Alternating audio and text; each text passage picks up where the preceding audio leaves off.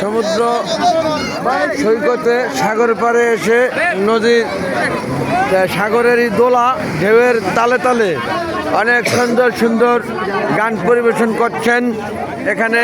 এখানকার স্থানীয় বাচ্চা কাচ্চারা ঢোল বাজিয়ে খুবই ভালো লাগে। মাশাআল্লাহ মাশাআল্লাহ।